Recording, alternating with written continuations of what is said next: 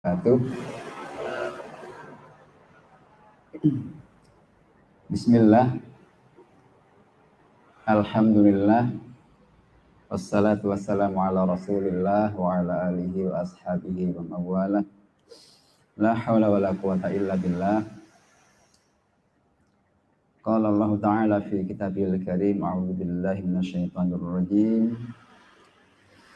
Ya ayyuhalladzina amanu taqullaha haqqa tuqatih wa la tamutunna illa wa antum muslimun. Sadaqallahul azim. Alhamdulillah, kita bersyukur pada Allah Subhanahu wa taala di pagi yang indah ini, di hari Jumat Allah pertemukan kita, Allah hadirkan kita di majelis yang mulia, yang mudah-mudahan kita senantiasa mendapatkan keberkahan di pagi ini sehingga kita benar-benar mendapatkan banyak manfaat dan nilai-nilai yang bisa kita jadikan pedoman dalam hidup kita. Pertama, saya berterima kasih kepada Bang Zai selaku founder ini ya, Waterpedia dan penggagas Mushola An-Nizar di tempat ini. Insya Allah luar biasa. Mudah-mudahan tempat ini menjadi tempat yang penuh dengan keberkahan, dengan segala kesederhanaan dan keterbatasan. Sesungguhnya yang paling penting adalah fungsi dan kontribusi dari tempat yang ada di tempat ini. Jadi saya merasakan sebuah nuansa yang berbeda karena tempat ketika dipakai untuk ngaji, untuk beribadah, untuk membaca ayat-ayat Al-Quran, itu berbeda amat sangat dengan tempat-tempat yang sama sekali tidak ada tilawah, tidak ada kajian, tidak ada ayat-ayat Al-Quran dibaca. Sehingga ini sebuah tempat walaupun kecil dan sangat sederhana di awal, tetapi semuanya menjadi keberkahan yang luar biasa. Dan itu mudah-mudahan benar-benar kita bisa rasakan. Jadi dengan hadirnya mushola ini memberikan keberkahan untuk kita semuanya. Mudah-mudahan sholawat serta salam tetap dilimpahkan pada baginda Rasulullah Muhammad SAW. Teman-teman semuanya perlu ta'aruf, ya kayaknya tegang ya. Sudah pernah kenal saya ya? Belum ya? Kecuali Kang Abang Jai yang sudah teman akrab dengan kami, yang sering ketemu di berbagai acara kegiatan ya, di komunitas, sehingga Allah pautkan hati kita. Ya, saya dengan Bang Zai sudah sangat terpaut dari hati ke hati. Walaupun jauh dari saya Tenggilis, ternyata ketika ada tol cepat juga. Jadi dulu rasanya jauh, ketika kemudian ada jalan yang mempercepat kami dengan tol, ternyata mendekatkan. Tapi sesungguhnya perjalanan kita untuk menuntut ilmu, untuk mengaji, bahkan juga sesungguhnya untuk aktivitas apapun, itu sesungguhnya tidak ada pengaruhnya sama sekali ketika hanya diukur dari jarak tempuh. Yang mendekatkan kita sesungguhnya bukan jauh dekatnya, tetapi hati kita. Walaupun hati kita, ya walaupun kita jauh, tetapi kalau hati kita terpaut, Allah akan pertemukan. Walaupun tidak bertemu secara fisik, tapi hati kita selalu bertemu. Itulah sesungguhnya kalau orang Muslim itu sudah seperti itu. Ada semacam ta'liful qulub. Ta'liful qulub itu penyatuan hati. Hati kita sudah terpaut. Ya ibaratkan antum lah, kalian semua, anda semua yang kemudian satu saat ada sudah menikah belum? Belum ya? Oh, masih muda-muda ini. Kecuali saya, Bang Z, dan istri. Ya, atau ada yang lain yang sudah bersuami istri. Dulu kita dengan istri kita, dengan suami kita, pernah nggak ketika belum kenal sama sekali, kemudian ada rasa ingin ketemu? Rasanya tidak. Begitu kemudian ada rasa ingin kemudian mau menyunting, ya mau menikah, walaupun jauh ditempuhnya kan, ya sejauh apapun ketika itu pautan hati ada rasa cinta, maka Allah akan dekatkan.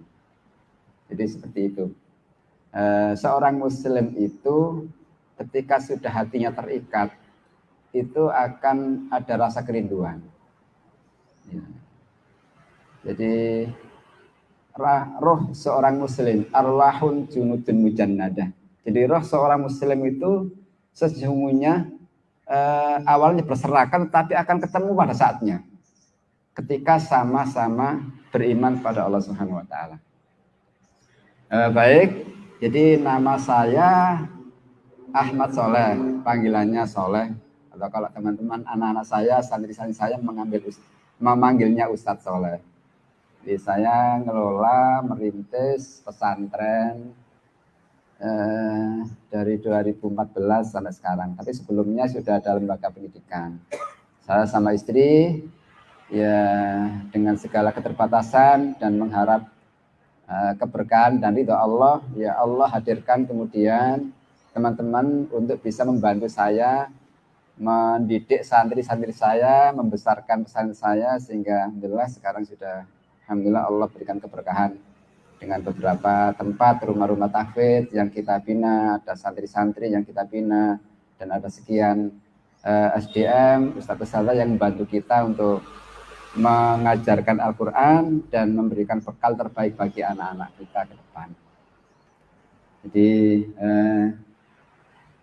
sesungguhnya dalam hidup kita itu yang paling penting adalah misi ke depan kita mau seperti apa. Jadi tadi Bang Z memberikan tema unik, jadi apa ya? Generasi apa ya? Generasi milenial yang Qurani dan berakhlak.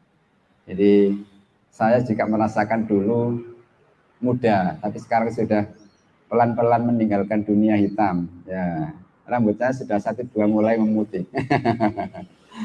Jadi kalau Bang Z masih sangat muda belia, walaupun sudah punya anak dan anak tercintanya. Jadi yang lainnya kebanyakan masih sejaga dan perawan, masih muda-muda. Ya, kita sama dulu juga masa-masa waktu itu seperti kalian semua juga masa-masa muda. Tapi dulu belum ada istilah milenial ya. Baru kali ini berapa tahun ini ada istilah milenial. Dulu ya anak-anak muda yang kemudian kalau ingin mencari jati diri, mau ngapain, masa-masa persimpangan jalan antara ke kanan, ke kiri, ke utara, ke selatan, mau ngapain, ya dulu pernah juga mengalami kondisi-kondisi seperti itu. Di saat-saat seperti itulah kemudian kita itu harus butuh GPS, butuh arah yang jelas. Kita mau kemana, gitu ya. Apalagi di era seperti ini, era-era milenial. Jadi generasi milenial itu generasi keberapa ya? Generasi usia antara 20, 30 gitu ya. Kalau sudah 40 ke atas ya sudah nggak lagi milenial gitu ya. Jadi gini, teman-teman semuanya, siapa yang ingin sukses? Coba angkat tangannya, yang ingin sukses. Insya Allah semuanya akan ingin sukses. Siapa yang ingin sukses dunia akhirat? Insya Allah, seperti doa kita ya.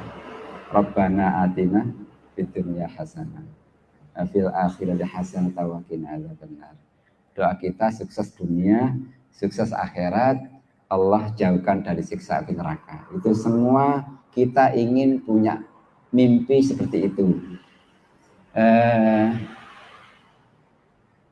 Bagaimana kita semuanya, saya ya walaupun saya ini sudah usia kepala 5 tetapi juga sesungguhnya sama dengan kalian semua. Jadi ingin punya cita-cita besar nanti di akhirat bahagia. Ingin juga punya cita-cita dunia juga sukses. Jadi, seperti kalian sama. Ini kan kita proses untuk menuju dunia bahagia, akhirat bahagia. Dengan cara seperti apa aja menjadikan kita semuanya ini punya mimpi dan cita-cita yang seperti yang Allah Rasulullah tuntunkan kepada kita. Jadi begitu yang disampaikan oleh baginda Rasulullah dengan para sahabat. Ketika Rasulullah dengan para sahabat menyampaikan sebuah visi besar dakwah bahwa sesungguhnya umat Islam itu adalah umat yang terbaik. Ya, kuntum khaira ummah. Kita ini adalah sebaik-baik umat. Dengan bekal apa? Ya kalian akan menghadapi masa depan itu. Ya, kalau mungkin Bang Iza sudah merasakan lika-likunya perjuangan, lika-likunya merintis sebuah usaha seperti ini sampai jadi besar seperti ini, tentu akan mengalami banyak pergolakan, banyak dinamika, banyak peristiwa yang tidak mudah untuk dilakukan. Dan itu harus dilalui. Jadi apa yang harus kita miliki? Coba bisa dicatat. Pertama, ya, ini masuk tema ya, karena waktunya terbatas. Nanti sampai jam berapa ini? Pertama yang harus kalian miliki adalah punya salimul akidah, punya akidah yang beres, akidah yang selamat, akidah yang lurus, akidah yang kokoh, keyakinan yang kokoh. Kalau dalam bahasa bisnis namanya apa? Belief ya. Mungkin Bang Jai sudah pernah ngajarkan ke timnya. Keyakinan. Keyakinan inilah yang mendasari kita akan melakukan dan melangkah ke depan.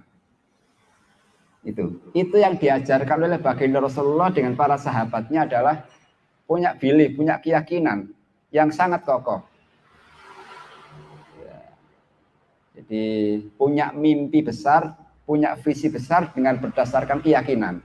Salimul akidah, akidahnya harus selamat. Gitu. Ini semua kan Muslim kan? Ada yang non Muslim? Ya. Nah, begitu yang diajarkan oleh baginda Rasulullah dengan para sahabat sampai kemudian persoalan akidah ini Rasulullah perjuangkan selama 13 tahun. Selama 13 tahun ketika Rasulullah berdakwah di Mekah. Begitu luar biasa tantangannya ketika berdakwah mengenalkan akidah supaya beres akidah umat itu, perjuangannya antara hidup dan mati. Perjuangannya itu mengorbankan seluruh jiwa raganya untuk memperjuangkan akidah yang selamat. Kan kita paham dulu waktu itu akidah umat waktu itu sangat jahiliyah. Jadi kalian, kita semuanya, siapa yang pernah jadi mu'alaf? Enggak ada ya? Enggak ada. Kita ini dari kecil sudah Muslim. Ya, bahkan dari belum lahir sudah Islam. Karena orang tua kita Islam, kita lahir dalam keadaan Islam, diadzani, diqomati, ya semua dengan tata cara Islam sejak lahir kan? Pernah ingat dulu waktu bayi, waktu lahir? Ada yang ingat? Ada yang ingat? Enggak ada kan? Masa bayi sudah ingat kan? Enggak ada yang ingat karena masih kecil. Ya, hanya tahu ceritanya seperti ini ketika ibu kalian menceritakan bagaimana proses dulu waktu orang tua melahirkan kalian. Ada yang proses normal, ada yang harus kemudian orang tua disobek perutnya gitu ya. Perjuangannya luar biasa. Ya. Waktu itu orang tua sudah menanamkan akidah kepada kita semuanya, sehingga otomatis kita dalam keadaan Islam. Alhamdulillah, ini sebuah nikmat yang luar biasa yang tidak mudah untuk dimiliki kecuali bagi orang-orang yang sudah mendapatkan hidayah dari Allah Subhanahu wa taala. Jadi kita ini sejak kecil sudah Muslim. Jadi kita ini ada yang akidahnya Islamnya sejak kecil mulai lahir sampai sekarang. Ada yang Islamnya itu ya ketika kemudian awalnya non Muslim kemudian masuk Islam jadi mu'alaf baru kemudian dia Muslim. Tapi kebanyakan mayoritas kita semuanya adalah Islam keturunan, Islam dari lahir, orang tua kita Islam, kemudian kita menjadi Muslim. Ya, ini harus kita syukuri. Tetapi sekian tahun kita ini menjadi Muslim, apakah keyakinan kita, akidah kita semakin kokoh, semakin selamat, atau justru malah kadang-kadang di usia-usia seperti ini kita justru malah jadi galau. Nah, ini yang jadi catatan. Nah, sehingga sesungguhnya ya kita harus mengevaluasi diri sejauh mana keyakinan kita, akidah kita beres apa belum. Coba kalau kita tanya, kalau kita menanyakan ke anak-anak kan sederhana saja. Siapa yang menciptakan langit, menciptakan bumi, menciptakan matahari, bahkan menciptakan kita manusia? Pasti mayoritas jawabannya Allah. Ya kan? Ada yang menjawab berbeda? Tidak. Tetapi ini kita harus benar-benar persoalan akidah ini tidak boleh ikut-ikutan. Tidak boleh ikut-ikutan. Taklid buta. Wis, apa kata orang tua, apa kata guru saya, apa kata orang lain yang sebenarnya saya ikut. Tidak seperti itu. Keyakinan itu ya harus berdasarkan ilmu, berdasarkan pemahaman, berdasarkan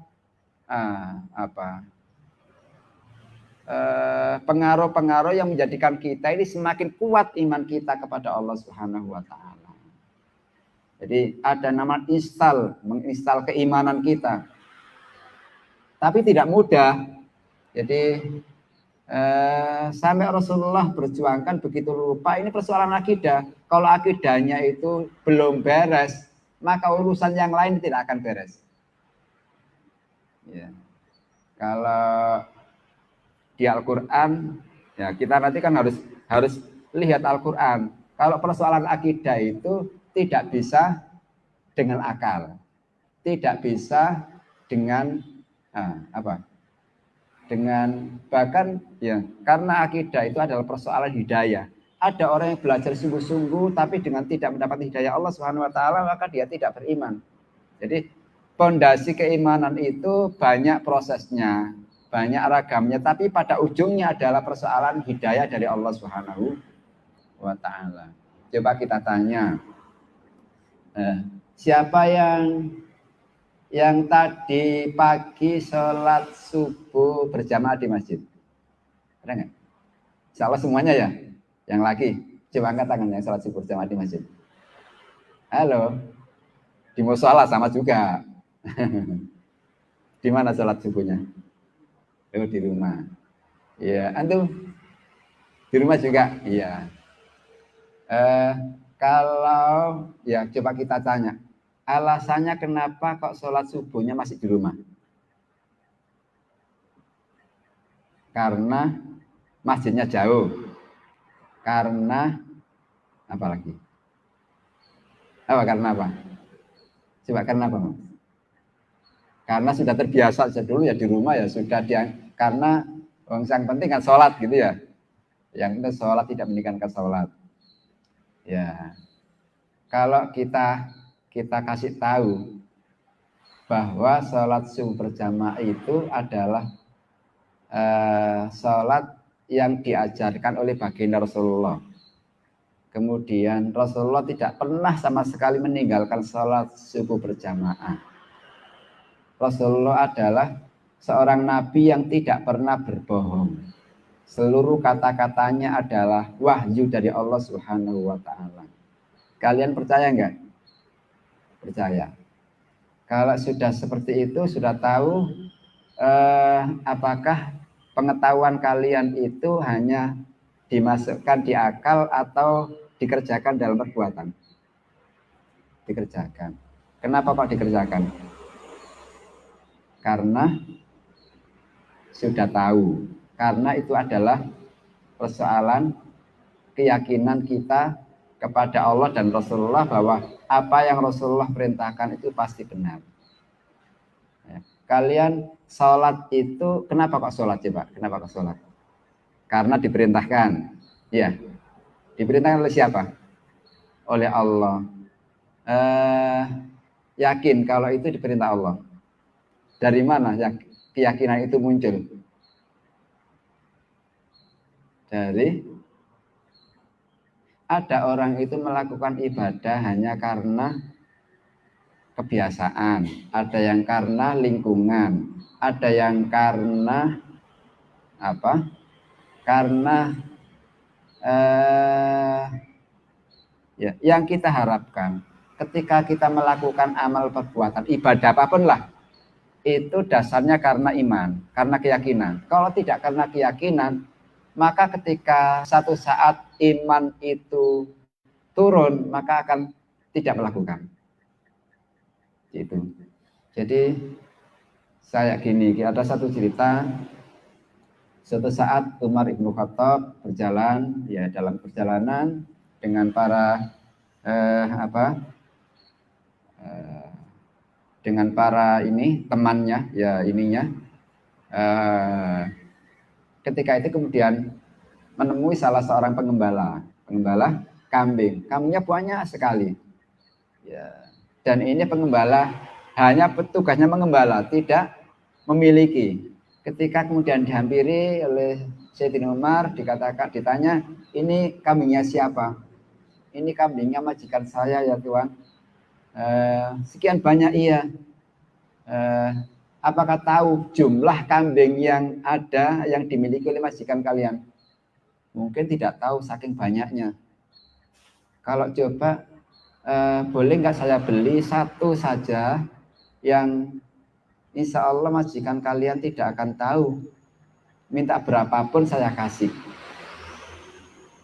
Ketika kemudian seperti itu, lalu pengembala kambing mengatakan, ya Tuan, saya tidak akan berani menjual kambing walaupun cuma satu, bahkan orang majikan saya tidak tahu.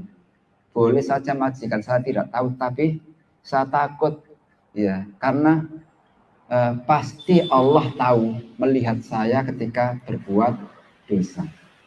Ya, mendengar seperti ini Sayyidina Umar bin Khattab ternyuh dan amat sangat bangga dengan pemuda anak yang mungkin dikatakan sekarang itu orang yang tidak punya masa depan atau mungkin pendidikannya sangat rendah. Ya. Ternyata keyakinan itu yang membuat dia takut kepada Allah Subhanahu wa taala. Itulah yang kemudian membuat orang itu mau melakukan apapun karena keyakinannya, mau meninggalkan apapun karena keyakinannya. Kalau tidak karena iman, maka dia akan terombang-ambing. Jadi, maka iman itu amat sangat penting. Yang pertama adalah apa tadi? Selamatnya keyakinan kita, salimul akidah. Coba siapa yang menentukan nasib baik dan buruk seseorang? Kita jawab pasti Allah.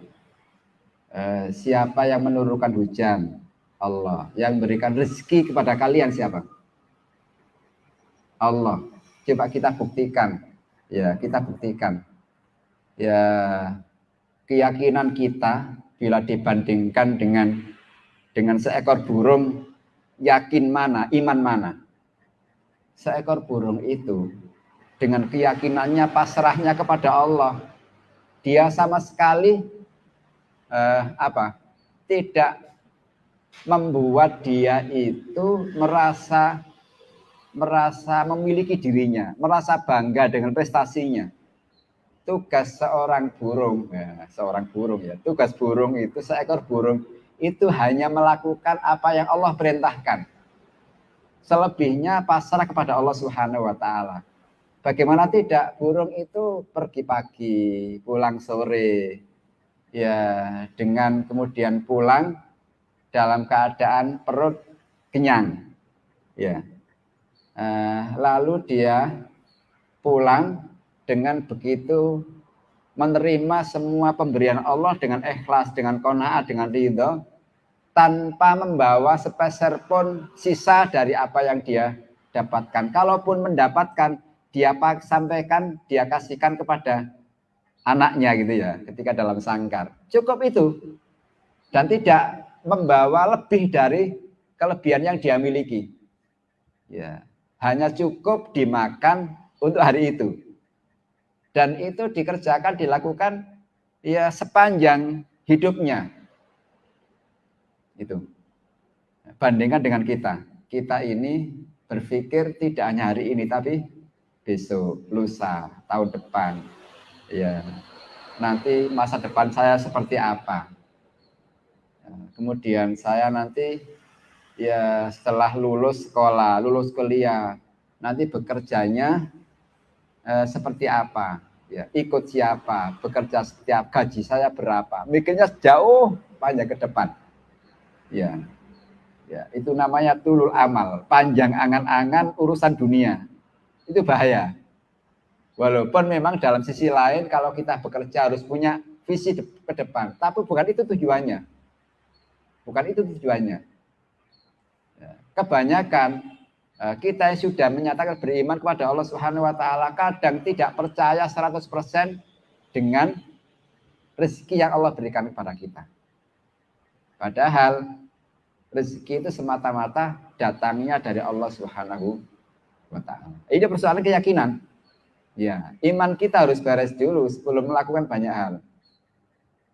Ya, kalau persoalan bicara iman ini panjang dan lebar, lama dan jauh. Tetapi pondasi ini harus terus kita bereskan dan tidak akan pernah berhenti menjaga iman, menguatkan iman. Ini tidak akan pernah berhenti. Ya. Dengan cara apa menjaga iman? Ya, ini salah satu hal yang paling penting menjaga iman itu dengan cara kita terus mencari proses keimanan dengan belajar. Belajarnya lewat apa? Lihat Quran ini ya Allah sudah sampaikan di Al-Quran. Banyak ayat-ayat Al-Quran yang menjelaskan tentang keimanan kita kepada Allah Subhanahu wa taala. Kalau kita kumpulkan deretan ayat-ayat terkait dengan keakidah, keyakinan, amat sangat banyak. Maka kita tidak boleh lepas dari Al-Quran. Generasi milenial itu harus dekat dengan Al-Quran. Setiap hari harus baca Al-Quran. Tadi pagi siapa yang sudah baca Al-Quran? Sudah baca belum? Halo? Mbak? Tadi habis sholat subuh sudah tilawah belum? Ya, belum ya. Ya, kalau membaca Al-Qur'annya saja kita belum, ya, maka prosesnya kita awali dengan tiap hari membaca Al-Qur'an. Baca Al-Qur'an pelan-pelan, semampunya. Siapa yang merasakan baca Al-Qur'annya sudah beres? Sudah beres belum baca Al-Qur'annya? Saya sendiri merasa belum beres. Saya masih ngaji ke Syekh sampai hari ini. Walaupun guru Quran saya banyak, ya, walaupun kita sudah belajar sanad ini itu, tapi merasakan ngaji saya masih banyak beledotan. Walaupun kita ini dipanggil ustadz, sering jadi imam, sering ini itu, tapi juga masih belajar ngaji. Ya, saya malu kepada orang-orang yang kemudian ya masih usia muda hafal Al-Quran. Bahkan malu sekali dengan orang yang kemudian tidak punya penglihatan hafal Al-Quran. Saya ini walaupun pernah hafalkan Quran, tapi lali-lali. Orang-orang yang hafal Quran dalam keadaan buta itu hafal di luar kepala, saya malu. Ya Allah. Jadi apa yang dia katakan ketika orang buta itu hafal Al-Quran? Dia hanya ingin satu saat Allah perlihatkan kapan yo aku ki hafal Quran, bendino ngaji, tiap hari mendengarkan Al-Quran, tapi saya tidak pernah sama sekali melihat huruf Al-Quran. Pengen sekali melihat huruf Al-Quran seperti apa. Ya. Dan dia harus menunggu sampai kemudian nanti ketika Allah takdirkan di surga.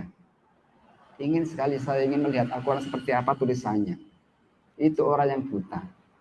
Kita ini tiap hari di tempat saya itu Al-Quran banyak. Ya, banyak di sini Quran, ya di HP saya Quran.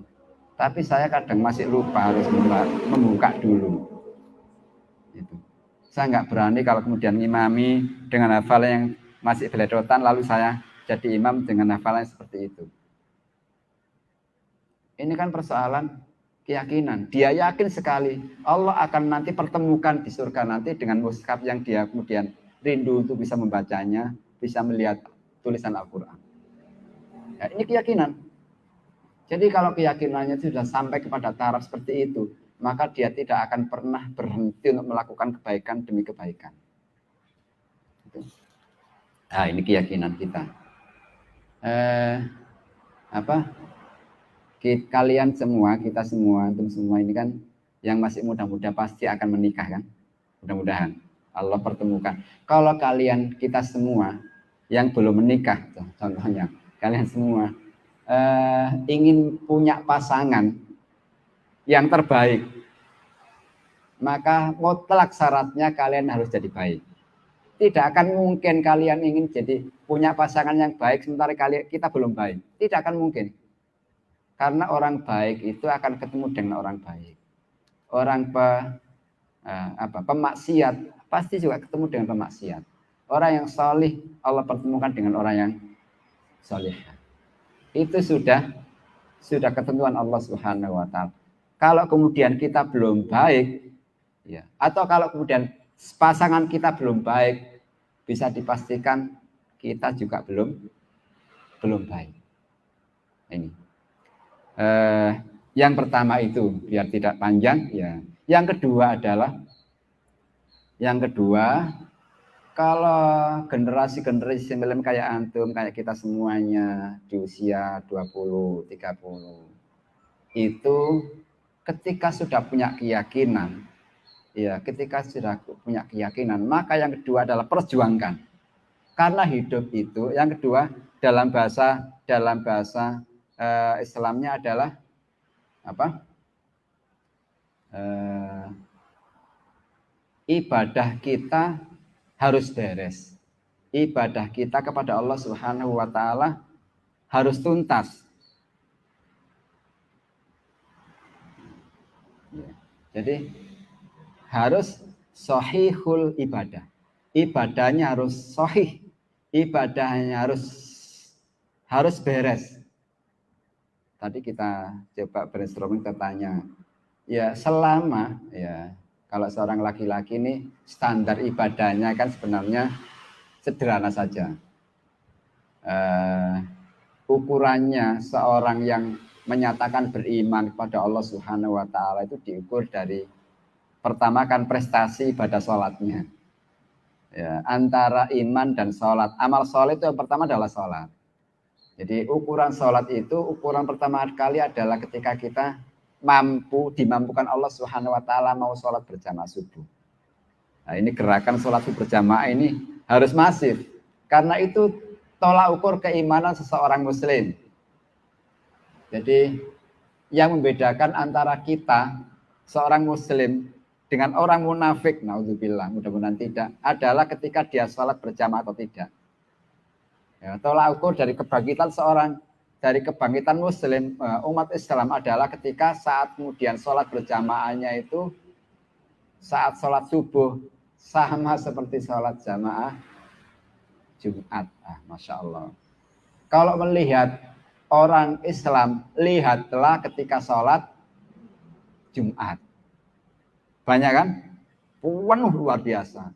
Tapi kalau kita ingin melihat orang-orang yang beriman, lihatlah saat sholat subuh di masjid banyak apa tidak. Ya, kalau saya sarankan mbak-mbak, kalau cari pasangan seorang suami, cari ketika kalian ketemu seorang jejaka yang sholat subuhnya di masjid. Jangan cari di tempat lain. Itu apa? Sudah jadi apa? Ukurannya. Ya. Temukan pemuda yang sholat subuhnya di masjid. Mudah-mudahan antum ini yang mulai saat ini ya, mudah-mudahan Allah pergerakan hati kita untuk mau. Memang itu tolak ukurnya. Ya, mungkin juga Bang Z kalau cari karyawan lah, cari saja yang datang ke masjid waktu sholat subuh. Anak muda ketika kemudian waktu itu saat ditanya sekolah di mana, lulus di mana, kuliah di mana, atau tidak usah tanya lah. Jadi Sudah kerja belum? Ya, oh, belum. Ngapain sekarang? Ya kebetulan Bang saya waktu itu butuh. Ya sudah, nggak usah ambil pusing. Ambil itu saja. Urusan yang lain insya Allah akan bereskan. Jadi, insya Allah seperti itu. Jadi ukurannya adalah ketika kita mau ibadahnya itu, ya kan apa logikanya? Ya, kalau dipanggil oleh Sang Pencipta yang menciptakan kita saja tidak segera berangkat, ya bagaimana kemudian nanti dipanggil oleh orang lain? Dan rasanya tidak mungkin. Allah yang menciptakan kita, yang memanggil kita setiap hari, bahkan 5 kali dalam sehari, tidak segera berangkat, itu kan masalah besar. Nanti kalau kalian ketika sudah merasakan jadi sebuah keluarga, akan merasakan betul bagaimana ini menjadi persoalan yang sangat penting. Atau kalian kalau sudah punya Gawang Ijaya punya karyawan lah, ya merasakan beda sekali orang-orang yang ahli ibadah dengan orang yang tidak ahli ibadah. Itu akan beda kinerjanya, beda kedisiplinannya, beda banyak hal. Jadi ibadahnya harus beres, ibadahnya harus beres. Gitu. Ini Ustaz, ya ini kan eranya seperti ini, ya gimana nih saya sudah belum terbiasa lah Ustaz. Gimana kata teman-teman saya nanti saya dikatakan apa? Ya so alim lah, so ini itulah, biasanya nggak pernah ke masjid, tiba-tiba berangkat ke masjid akan diolok-olok temannya, dikucilkan gitu ya. Ya itulah sebuah bentuk perjuangan.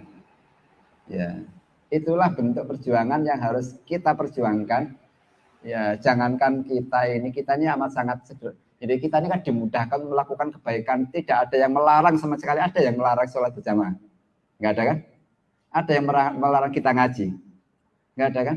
Nggak ada sama sekali. Apa kemudian keberatan kita tidak melakukan seperti itu? Ya, kalau dulu tantangan Rasulullah berdakwah itu berangkat ke masjid dilempari kotoran kan? Berdakwah ke Taif seperti itu, luka luar biasa. Tantangannya berat sekali. Nah, kita ini sudah amat sangat mudah sekali. Tinggal kita ini tergerakkan dengan iman apa tidak. Tuh. Jadi kalau kita kemudian tidak syukur, ini Masya Allah amat sangat merugi kita. Ya, ibadahnya harus beres. Itu. Kita dikasih waktu 1 sampai 9 berapa menit? Jam 9? 25 masih ada waktu. Ibadahnya harus beres. Yang ketiga kita singkat ya. Yang ketiga adalah matinul khuluq. Akhlaknya harus mulia. Akhlaknya harus mulia. Antara iman, ibadah dan akhlak ini tiga rantai mata rantai yang tidak akan pernah terpisahkan. Ibaratkan iman itu fondasi. Bikin rumah fondasinya kan iman ya, atau pohon fondasinya itu ada akarnya yang sangat dalam sekali, itu iman kita. Semakin dalam semakin tinggi pohonnya, maka akarnya harus semakin kuat. Semakin tinggi bangunan, maka fondasinya harus semakin kuat. Itu seberat kalau kita bikin bangunan lalu kemudian tidak punya fondasi yang kuat, ya maka setinggi bangunan kita akan tidak lama lagi akan roboh. Nah, fondasinya harus kuat. Ya, jadi kemudian kekuatannya adalah ibadah kita kepada Allah. Karena iman itu yazid wa yanqus, naik turun. Naik ketika kita kuatkan dengan keimanan, dengan ibadah, turun ketika ibadahnya itu melemah. Nah, itu kita. Nah, kemudian buahnya itu akhlak ya. Jadi seorang mukmin itu pantang untuk memberikan mudarat, pantang untuk membuat gaduh dimanapun kita berada. seorang mukmin itu adalah orang yang punya akhlak yang mulia. Ukuran keimanan seseorang itu diukur dari bagaimana pribadi menjadi pribadi yang memberikan kebahagiaan kepada orang lain. Ya.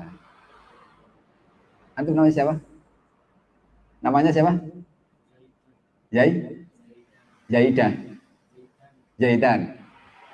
Zaidan merasakan nggak dengan siapa? Fadli. Mas Pandi, Mas Zaidan merasakan nggak Mas Zaidan melihat Mas Pandi itu Mas Pandi apa ya? Seseorang yang menyenangkan gitu. Senang melihat Mas Pandi. Mas Pandi juga senang melihat Mas Zaidan ya. Tidak pernah bikin apa ya? Ya kayak melihat wajahnya kayak nggak suka gitu ya. Enggak ya? Mudah-mudahan tidak. Jadi seorang muslim itu ketika dipandang menyenangkan. Melihat wajahnya saya senang. Kenapa? Karena ya sumringah, suka tersenyum, nggak mudah cemberut, nggak mudah marah, ya tawadu, menyenangkan. Mbak-mbak ya merasakan dengan temannya suka ya menyenangkan kan. Kalau pasti orang yang disenangi banyak orang itu ketika dilihat menyenangkan. Ya, dilihat dari raut wajahnya menyenangkan banyak orang. Dan itu makna Rasulullah menyampaikan senyum saja itu bagian dari ibadah.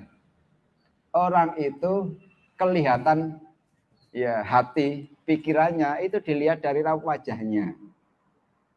Jadi orang itu karakternya tergantung wajahnya seperti apa. Maka Rasulullah memberikan apresiasi, senyum saja itu bagian dari ibadah yang mendapatkan pahala, menyenangkan orang. Akhlak seseorang itu diawali dari raut wajahnya.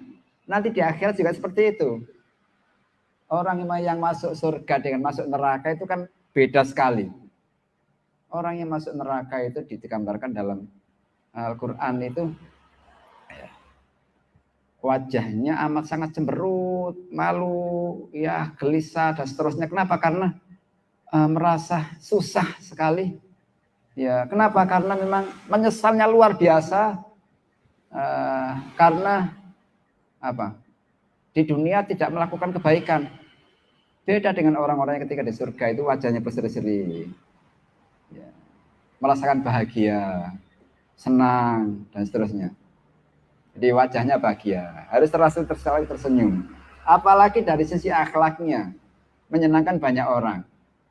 Dan ya, akhlak seseorang itu ukurannya adalah bagaimana akhlaknya kepada kedua orang tua. Allah sampaikan wa qadara rabbuka alla ta'budu illa iyyahu wa bil walidaini ihsana. Ketika Allah sudah perintahkan beribadah hanya kepada Allah, lalu kedua ayat berikutnya adalah wabil walidaini ihsana, dan kepada kedua orang tua harus berbuat ihsan, berbuat yang terbaik. Nah, kita semua orang punya orang tua. Bagaimana kita punya komitmen saya harus menjadi anak yang bisa membahagiakan kedua orang tua. Ya, orang tua itu bahagia ketika kita melakukan apa? Tentu melakukan kebaikan. Ya, kebaikan apa yang kita tunjukkan kepada orang tua kita? Contohnya apa coba? Kalau dalam bahasa umum itu, kalau kita belum bisa memberikan sesuatu, ya apalah kepada orang tua kita, setidaknya jangan menyakiti hatinya, gitu kan? Dengan apa? Tidak sama sekali berkata dengan kata-kata yang menyinggung perasaannya. Allah sampaikan wala taqul lahuma uff. Janganlah sama sekali kita mengatakan perkataan pada orang tua kita dengan perkataan yang menyinggung hatinya. Di dalam bahasa Al-Quran namanya bicara gitu ya. Coba kita semuanya, kalau orang tua memanggil kita biasanya berapa kali baru kita datang? Berapa kali coba? Berapa kali kalau dipanggil orang tua baru datang? Ya, 2 kali ya, 3 kali baru datang ya. Ya, saya itu merasakan ketika manggil anak saya berkali-kali baru datang ya. Masih sibuk mainan HP. Baru kemudian dibentak, baru kemudian ya. Maka ini walaupun seperti itu orang tua punya perasaan jengkel nggak? Iya, jengkel. Jadi saya ini kan pendidik anak saya, santri saya banyak. Ya kita merasa senang bahagia ketika sekali dipanggil langsung datang. Semua ditinggalkan aktivitasnya. Nah, coba bahagiakan orang tua dengan cara yang sangat sederhana sekali. Dipanggil sekali langsung datang. Jangan menunggu 2-3 kali. Jadi seperti itu. Jadi jangan sekali-kali kita ini ya kalau diskusi dengan orang tua dengan tutur kata yang lembut, dengan bahasa yang halus. Ya kalau sekarang ini kan di era-era seperti ini, kalau dulu dengan saya dengan orang tua ya di desa itu kan saya dengan orang tua kita, dengan orang saya pakai bahasa. Walaupun orang lain kebanyakan seusia saya waktu itu saya tidak kebanyakan jarang sekali orang berbahasa dengan bahasa yang halus ya, kromo inggil. Alhamdulillah Allah kemudian gerakkan ya. Saya berbahasa kromo dengan segala keterbatasan tapi ya itu sudah saya mulai sejak ya kadang-kadang gini. Jadi untuk menyentuh seseorang agar kemudian mau bergerak, mau berubah itu kadang-kadang butuh untuk sentuhan-sentuhan dalam bentuk apalah. Jadi kebetulan saya lulusan madrasah. Diceritani sama guru ibu guru saya, ustazah saya yang masih ya sudah sepuh, cerita tentang apa berbuat baik dengan orang tua. Langsung tergerak. Ya, padahal sebelumnya itu saya bosone ngoko. Tiba-tiba Allah gerakkan hati saya waktu masih usia SD kan. Ya, pulang itu menangis kemudian berbahasa. Bahasa kromo. Masya Allah. Waktu kemudian saat ya kita bawa terus sampai kemudian ya dewasa ya sampai orang tua saya kapundut baru kemudian merasakan ternyata ya. Jadi coba apa yang membuat kita kemudian orang tua bangga dan bahagia dengan kehadiran kita.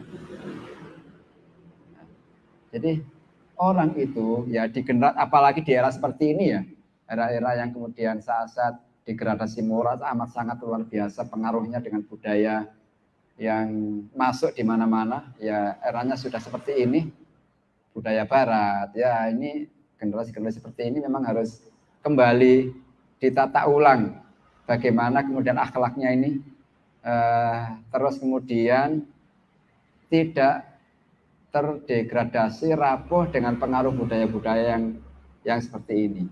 Nah, harus dimulai memang ya gerakan-gerakan supaya kita ini punya akhlak yang terbaik, terutama pada orang tua kita. Jadi kalau kita ingin menjadi orang yang sukses, tadi kan kata kita siapa yang jadi orang yang sukses, maka kesuksesan yang paling menentukan adalah bagaimana kita ini sama orang tua baik.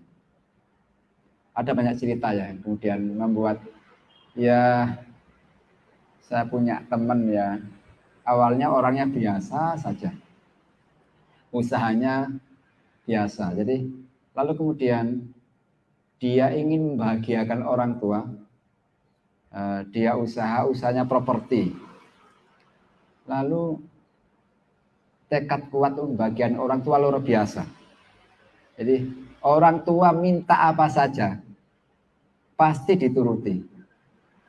Ya, bahkan sampai sekarang hari ini itu minumannya orang tua itu tidak ada lain kecuali air zam-zam. Tiap hari minum air zam-zam. Orang tua minta umroh, kapanpun anak selalu siap.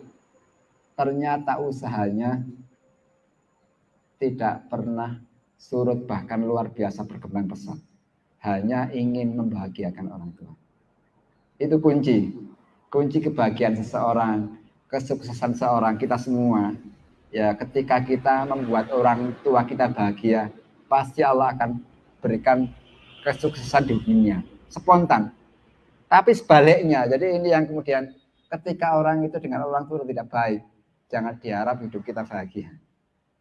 Walaupun kita ini bahagia sukses dengan suami istri kita tercinta, nanti pada saatnya ketika anda sudah menikah, kita sudah menikah, ya, tapi dengan orang tua tidak baik, ini yang membuat pada saatnya kita akan diberikan sebuah kondisi di mana kita akan mengalami sesuatu yang tidak kita inginkan.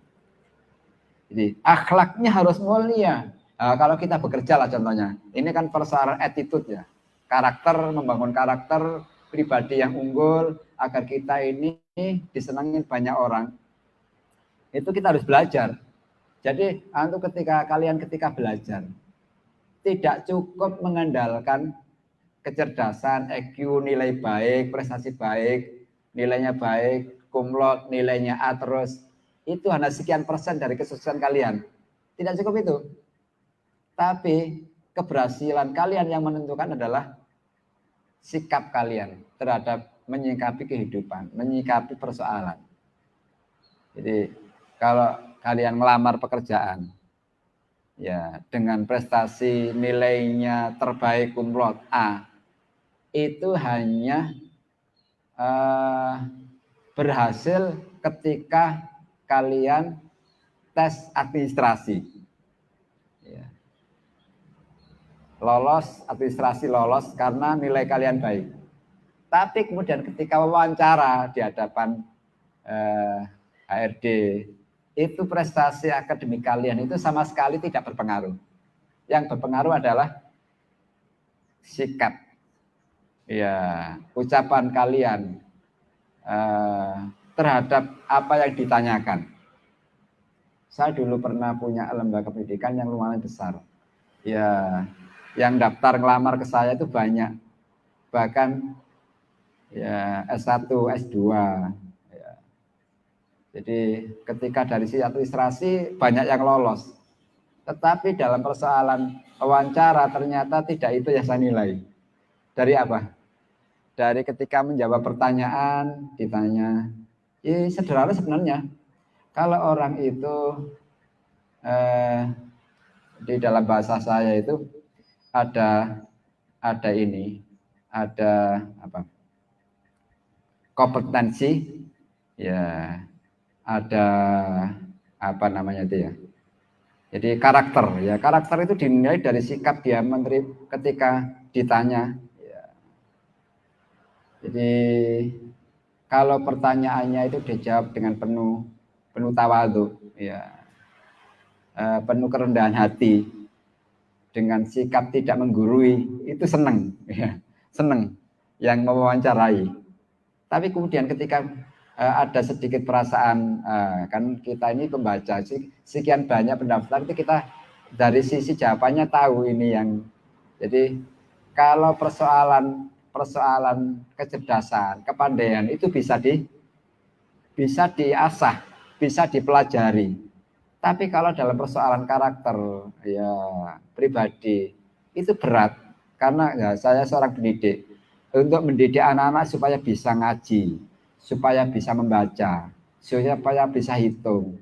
Itu mudah dalam waktu yang singkat, insya Allah anak bisa menghafal. Tapi kemudian membentuk karakter itu butuh waktu yang sangat panjang. Nah ini, akhlak ini menentukan kita. Bukankah Rasulullah SAW itu diterima, ya, oleh sekian banyak orang, lalu kemudian masuk Islam gara-gara karena akhlaknya Rasulullah yang luar biasa. Sana kemudian Allah memuji, wa innaka la'ala khuluqin azim. Ya engkau ya Rasulullah, akhlak kau amat sangat mulia. Ya, kemuliaan akhlak Rasulullah itu tidak hanya dipuji oleh manusia, tapi Allah yang mujinya, itu luar biasa. Tidak hanya dikagumi oleh sahabat, tapi dikagumi oleh musuh-musuh Rasulullah SAW. Kenapa orang musuh Rasulullah tidak masuk Islam? Hanya gara-gara dia gengsi, iri, ya, dengan prestasi Rasulullah SAW, ya, dengan posisi Rasulullah seorang nabi. Hanya gara-gara itu saja. Jadi akhlak itu amat sangat menentukan. Jadi akhlaknya harus benar-benar mulia. Akhlaknya harus benar-benar mulia. Tiga ini pondasi yang sangat harus kita bawa kemana-mana. Apa tadi yang pertama? Akidah. Yang kedua, ibadah. Yang ketiga, akhlak. Ulangi. Pertama, kedua, ibadah. Ketiga, akhlak. Cukup ini? Tiga? Apa kira-kira yang harus kita butuhkan? Generasi milenial yang punya akhlak yang mulia. Apa yang ketiga? Yang keempat apa? Keempat apa? Ya, kita tambah satu. Musafaqatul fikri. Harus punya kecerdasan. Ya. Harus punya kepandaian. Harus mengasah ilmu setiap saat. Harus terus belajar setiap saat. Tidak boleh berhenti belajar. Ya. Ada orang baik, tapi dia bodoh. Itu dikalahkan orang yang rusak, tapi dia pandai. Ya kan? Ya. Kalau orang punya akhlak baik, ibadahnya baik, tapi bodoh, ya, dia akan menjadi bulan-bulanan. Ya. Maka kita harus pandai. Dengan cara apa? Belajar. Dengan cara belajar. Kalau tidak belajar, maka kita berhenti. Ya, tidak akan bisa pernah naik prestasi kita. Ya, ini kan pembelajar semua ya. Siapa yang, ya, saya lah merasakan belajar saya ini kurang. Apalagi belajar Quran, ya, tadabbur Al-Quran. Saya tiap malam itu menyediakan waktu saya jam 8 sampai jam 10 ngaji tadabbur Al-Quran, 2 jam tadabbur Al-Quran tiap hari. Baca Al-Quran, baca terjemahnya, baca tafsirnya, tadabburi dengan seorang guru. Tiap hari seperti itu. Ya. Jadi Al-Quran yang sekian banyak ini, sumber ilmu. Kita tidak akan pernah kehabisan ilmu ketika kita memperdalam Al-Quran. Tidak akan pernah habis. Usia kita habis, ya. Mungkin barangkali baru kita belajar itu hanya beberapa halaman saja. Sementara Al-Quran sekian banyak itu belum kita pelajari. Masya Allah. Sumbernya Al-Quran. Orang-orang hebat dulu itu belajarnya Al-Quran. Ya, ahli-ahli ekonom, ahli kedokteran, ahli fisika, ahli matematika. Semuanya sumbernya belajar Al-Quran. Jadi, ya, walaupun kita lah, kalau saya sarankan lah, kalau kalian belajar apapun, coba mulai dulu dengan membaca Al-Quran saja. Walaupun tidak tahu artinya nggak apa-apa. Dengan cara itu barangkali apa yang kita akan pelajari Allah akan mudahkan. Sederhana saja. Wis maca Quran baru belajar. Ya, apalagi kita perdalam Al-Quran lebih dalam lagi. Semua ada di Al-Quran. Generasi milenial tidak boleh lepas dari Al-Quran lagi-lagi. Walaupun kita hanya sekedar membaca Al-Quran saja nggak apa-apa. Nanti ketika pelan-pelan, ya terus mengaji, kita akan tergerakkan untuk terus mau memperdalam Al-Quran. Pondasi Al-Quran. Makanya bangsa ini kan di sini diinstal tiap hari, one day one juz kan. Insya Allah luar biasa. Ya, setiap hari baca Al-Quran 1 hari 1 juz. Ya, duduk 1 hari membaca 2 lembar itu paling-paling butuh waktu 5-10 menit lah, nggak lama. Kira-kira tidak menyita waktu. Ya, Ustaz tidak ada waktu. Coba, saya merasakan semakin saya banyak interaksi dengan Al-Quran, justru waktu-waktu yang lain akan semakin Allah mudahkan. Jadi silakan belajar apapun, yang penting belajarnya semuanya adalah nilai kebaikan yang punya manfaat untuk hidup kita. Islam ini terbelakang karena ilmunya. Islam ini yang tidak digali.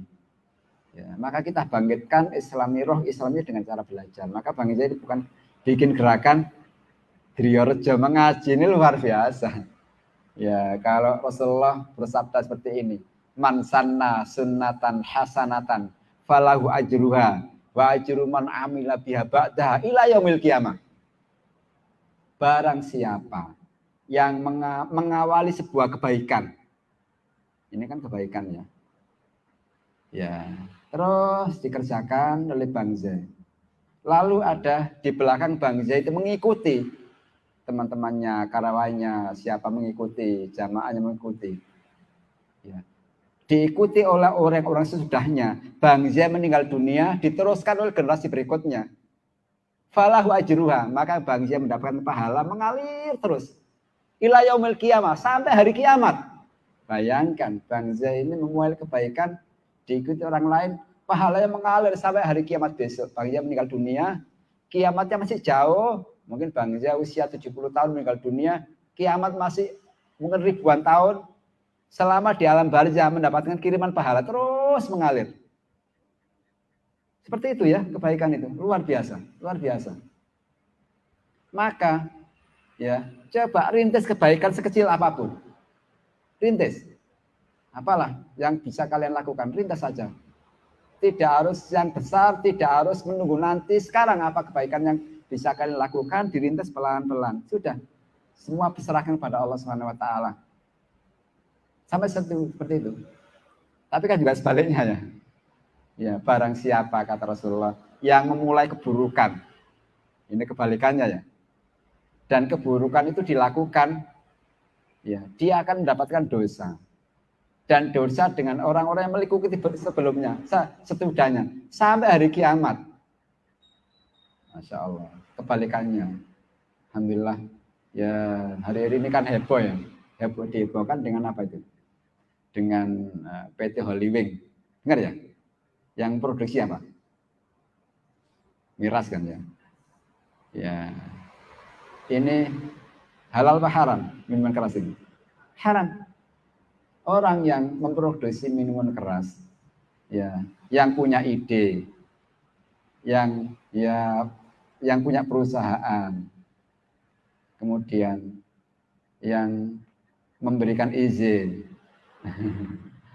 ya, kemudian yang memproduksi, apalagi yang distribusi, yang mengkonsumsi, semua dapat dosa. Makanya kan ya kita apresiasi ya gubernurnya, kemudian menutupnya. Walaupun juga barangkali juga, tapi setidaknya ketika ditutup produksinya berhenti, walaupun ada tempat yang lain. Ya, ya. Karena memang sesuatu yang diharapkan itu pasti akan membawa mudarat. Tidak akan tidak. Ya, walaupun di Al-Qur'an Allah sebutkan wa ismuhuma akbaru min naf'ihima. Ya. Jadi dosanya itu lebih besar daripada manfaat yang dia dapatkan. Ya, maka apa? Dalam kaidah usul fikih kan seperti itu. Daf'ul mafasid muqaddimun ala jalbil masalih. Menahan kerusakan itu harus diutamakan dari mengambil manfaatnya. Jadi ketika ada mudarat, walaupun ada manfaatnya sebaiknya tidak. Itu kaidah usul fikih seperti itu. Ya, jadi apa? Tadi kita tentang ilmu. Ya, kita ini kan lemah ya. Orang Islam itu apa? Daya tahannya membaca amat sangat lemah. Ya. Tapi Ustadz saya membaca tiap hari ya Ustadz, bertahan lama. Baca apa? Baca WA ya. Kalau baca WA berjam-jam ya. Tapi baca buku berapa jam ya Pak? Jadi berapa jam? Ini kaliannya sekolah lah. Jadi tujuan sekolah itu kan memberantas kebodohan, agar kalian pintar, banyak pengetahuan. Tapi ya kuncinya orang ilmu itu kan membaca di buku. Berapa buku yang kalian habiskan selama ini? Apa buku yang kalian baca? Ya. Jadi ini ya gerakan untuk terus belajar ini harus terus dilakukan. Gerakan mengaji luar biasa, luar biasa. Jadi pengaruh apa? Maka Allah mengapresiasi betul orang-orang yang belajar itu. Ya, man kharaja fi talabil ilmi fahuwa fi sabilillah hatta yarji. barang siapa yang keluar dari rumah niat menuntut ilmu dari suatu tempat, maka dia dicatat Allah Subhanahu wa taala sebagai jihad di jalan Allah sampai dia kembali. Maka kalian kalau kayak kajian seperti ini, tadi ada nggak yang punya niat dari rumah, niat ke sini, niat ngaji? Semuanya ya? Insya Allah dapat pahala. Ya, dapat yang jadi kalau kalian kemanapun, niatnya tidak boleh hanya satu, harus banyak. Jadi niat bekerja, niatkan pertama. Kalau apalagi saat Jumat seperti ini, ya niat menuntut ilmu dapat pahala. Niat ketemu silaturahim dengan temannya dapat pahala. Niat bekerja dapat pahala. Niat apa lagi? Ya, niat membantu temannya dapat pahala. Pahalanya banyak, hanya persoalan niat saja. Ya, yang dikerjakan sama, tapi niatnya double-double dapat pahala. Itu kan? Kalau kalian pergi ke masjid, kebetulan ada kajian, niatkan dari rumah, ya niat sholat, niat silaturahim, niat ngaji, pahalanya banyak. Ya, Allah apresiasi. Ya, lewat Rasulullah, siapa yang niat belajar di satu tempat, maka seperti jihad di jalan Allah Subhanahu wa taala. Pahalanya luar biasa. Kalian sekolah, menuntut ilmu, itu jihad. Itu jihad. Itu. Jadi terus belajar, terus belajar. Allah akan apresiasi, Allah akan mengangkat derajat seseorang itu bagi orang yang beriman dan berilmu. Yarfa'illahu alladzina amanu minkum walladzina utul ilma darajat. Ilmu. Maka di komunitas kita itu kan ilmu juga. Jadi kalau kita ingin sukses kan ada 3 yang kita harus prasyarat itu harus punya ilmu, punya guru gitu ya, punya komunitas. Komunitas ini penting juga. Ya. Jadi kalau kita belajar harus punya ilmu mentor, punya guru. Ya. Apalagi saya sarankan kayak gini. Jadi semua di antara kita, walaupun kita ini sudah sekolah, sudah kuliah, kita harus punya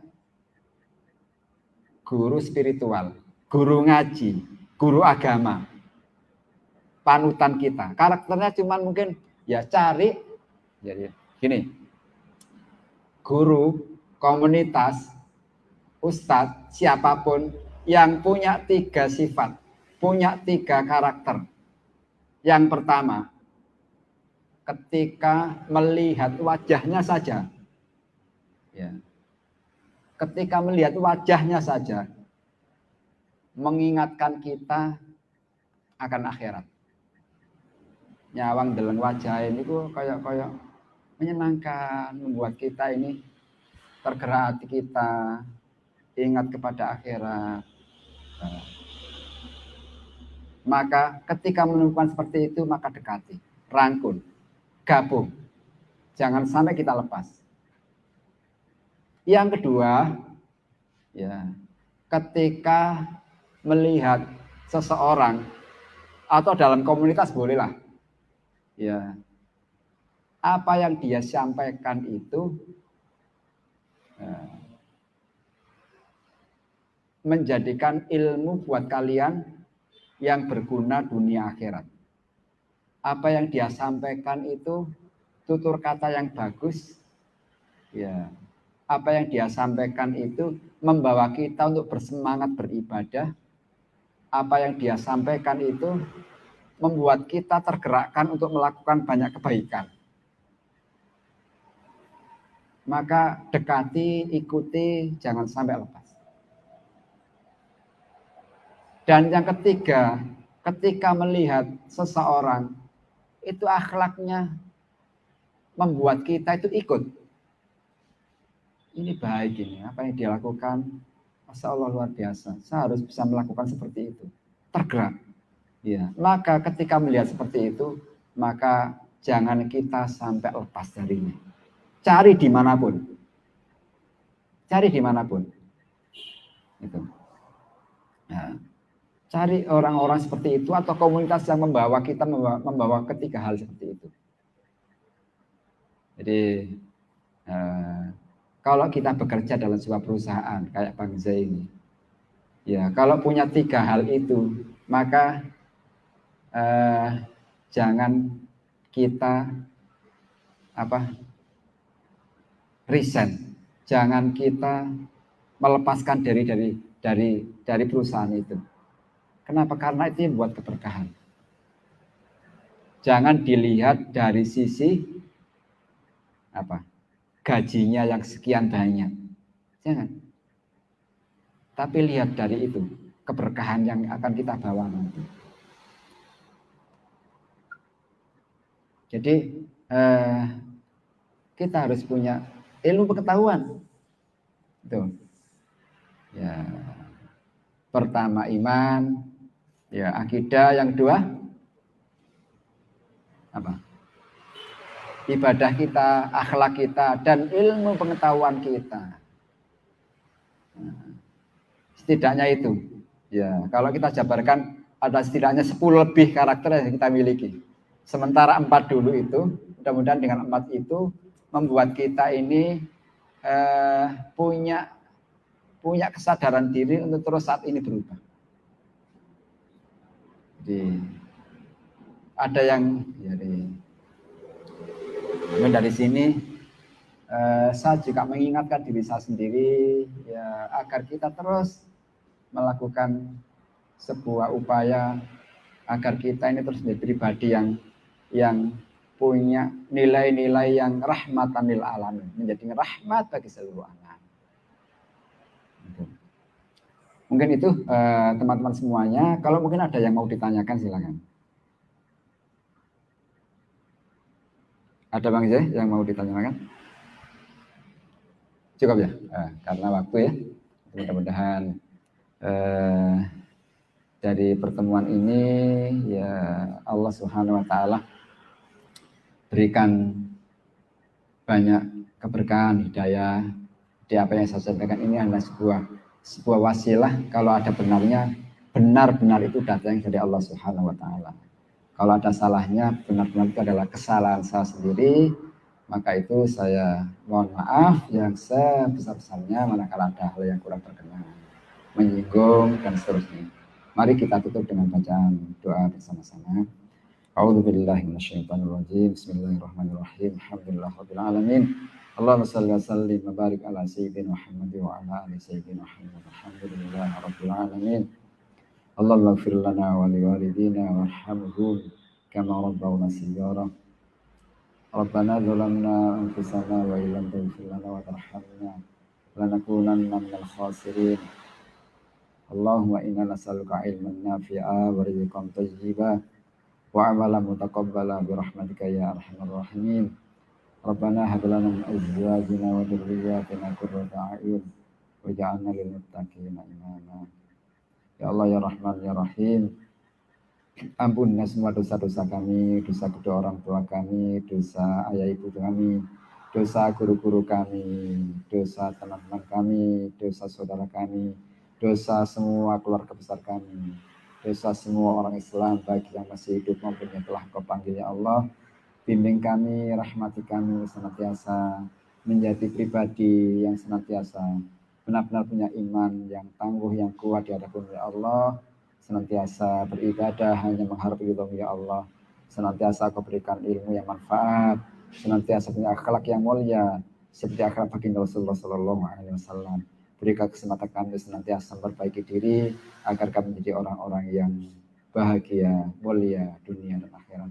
Rabbana taqabbal minna innaka antas samiul alim wa tub 'alaina innaka antat tawwabur rahim. Rabbana atina fid dunya hasanah wa fil akhirati hasanah wa qina adzabannar. Wa sallallahu ala sayyidina Muhammad wa ala ali sayyidina Muhammad walhamdulillahi rabbil alamin. Demikian kurang lebihnya mohon maaf. Akhirul kalam. Ihdinas siratal mustaqim. Subhanakallahumma wa bihamdika asyhadu an la ilaha illa anta nastaghfiruka wa natubu ilaik. Wassalamualaikum warahmatullahi wabarakatuh.